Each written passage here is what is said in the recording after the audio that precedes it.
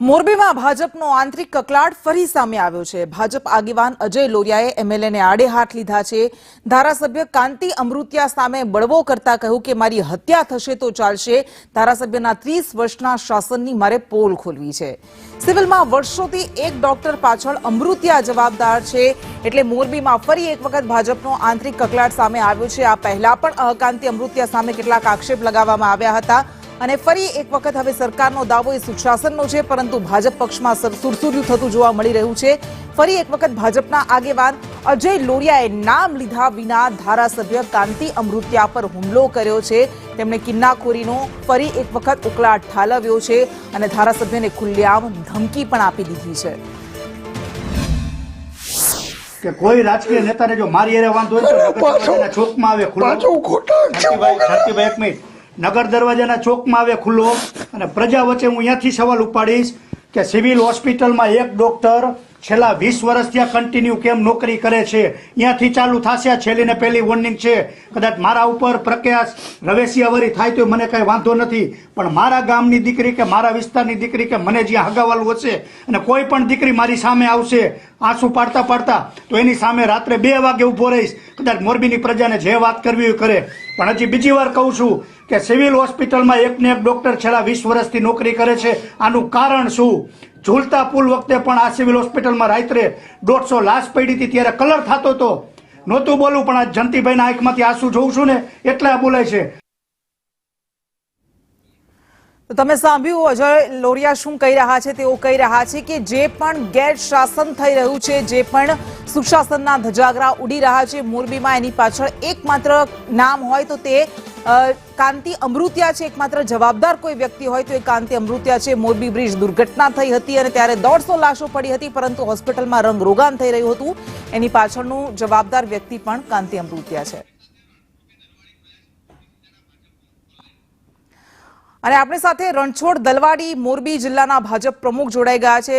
રણછોડભાઈ, ભાજપની અંદર મોરબીમાં આ વારંવાર કકળાટ સામે આવી રહ્યો છે અને હવે અજય લોરિયા ભાજપના જ આગેવાન છે, સીધું કહી રહ્યા છે કે કાંતિ અમૃતિયા જ જવાબદાર છે મોરબીમાં જે પણ કંઈ થઈ રહ્યું છે એના માટે।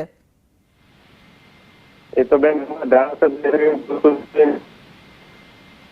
જી હલો, અને અજય લોરિયાને તો મેં પાર્ટી જે બોલ્યા હતા એને તો નોટિસ આપેલી છે 15 દિવસનો લેખિતમાં। મારી પાસે માફીની દિલગીરીનો એક પત્ર પણ આવી ગયો છે।